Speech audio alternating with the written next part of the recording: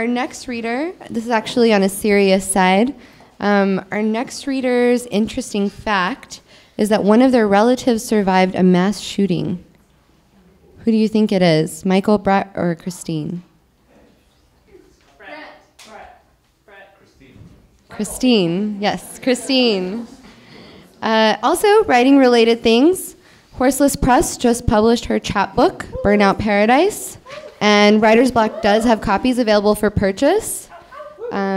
She also has poems forthcoming in Action Yes and Prelude. Thank you, Christine. Come on up.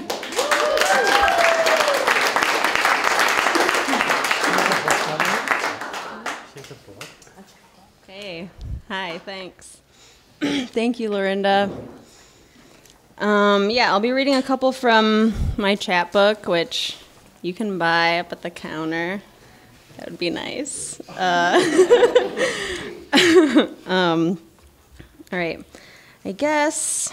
All right, I'm going to read all the exit ones. Exit 258. An almost forest in a field of ferns with one deep cut. Flora on accident, attempting fruit. But the snakes eat all. I want to be similar in every way. In mammoth vase, black and ignorant of flowers, much like corpses and virgins are ignorant of flowers, occupying royal positions on the floral spectrum. I rub myself onto the ferns as I ascend, fashion my wreath. A laurel woman wouldn't French kiss limestone with such sacrificial rites. The next exit is exit 81. I wake up in a cave, all vertigo in the allegory. Deposited by a reptilian, I now remember being born, a piece of luscious wildness not wrung out. Gypsum crystal stretch curves along my eyes, inner and outer, a kind of pelt I wrap around myself, an interference between my body and negative space. What looks like air isn't. It's just one water stacked on another water. What a lark, moving through water that looks like air. What lives here might as well live on the moon, never needing medicine, where clear, still pools do exist, in sockets sculpted clean by acid. Okay, and the last exit is exit 164. A collection of storm bands passing, dim and littered, white coating the furniture. I fall apart in a can and am rained on, every pill an arrow. I tell of being a dog with my priorities straight, my urgency a binder, a flocked neon. My owner asks, "Baby, can you run fast?" Now I'm just a girl, slurry under fluorescent lights, scattered like viruses across cups. A cherry cordial splits in my mouth. And now I have a few new ones to read.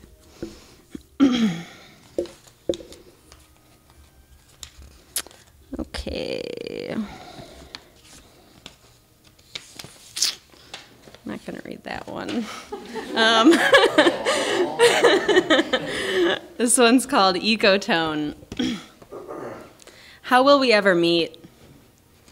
You and I and our almost fatal alliance all crave touch. The place where our ecologies are in tension. You eucalyptus forest in uncontrollable nearness to blind clearing me. Listen to me. We'll find each other soon.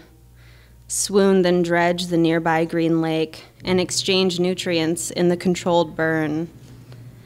Sound such desperate, bending explosions and grin. Seeds born to the ash bed stay, honeyed by the pine sun.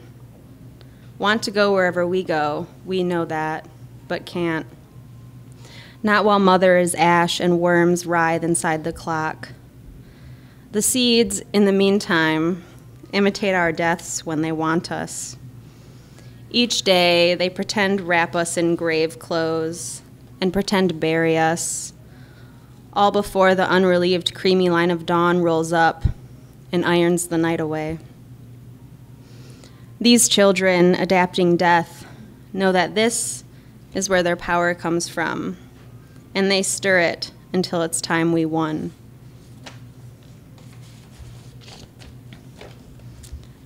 This next one's called Ash Meadows. Ancient precipitation is this desert sea, water thousands of years old in its one home. Such loyalty isn't born, is born just once, then scattered in dark drops, then absorbed by certain furs. Every sea is not just a media I swim through. It is something I am made out of before it is something I enter. The sea's prehistory slices my thigh, unconceals my thigh from under my sliding skin. Atmosphere enters the wound ruby in serpentine clots. I came here because I needed atmosphere to fill my hands that were left failing by scorched rocks. You remember comparing swatches to identify the stains. Cruelest, nature is the cruelest in beds. I mean on the seafloor where we once traced the same thickening forest. Opaque flailing kelp sends us in opposite directions, onward to lesser poisons, tawny and syrupy sweet. How you'll miss my belly magic, my black approach, dragging you, sighing, and feeding in jawbone altar through the mud. Take this quicklime. All right, and the last one is called Weather Vanes, and I dedicate it to all of the women in this program, including my cat. Her name's Penny. We are urgent women in October, feverishly swelling and tending the fields. We are tired women in November, extinguishing tapered black candles in rows. The ritual made sloppy by our slightly embalmed gestures, consequential enough to push more than one of us to just give up. Fluid placid in the red stop baths of the dark room, we are blood women in December and indefinitely so. Stains drop from us for the others to read later and leave scents that quicken the pace of the hounds. Can't get out of bed for January. No fingers peeling skin from fruit, no contact. January is a lack. Though she is winterless here and never would want to abandon us. Here anyway. We're going to leave here anyway. And distant weather we can't predict, though we'll be glad to hear you're doing just fine. Thank you.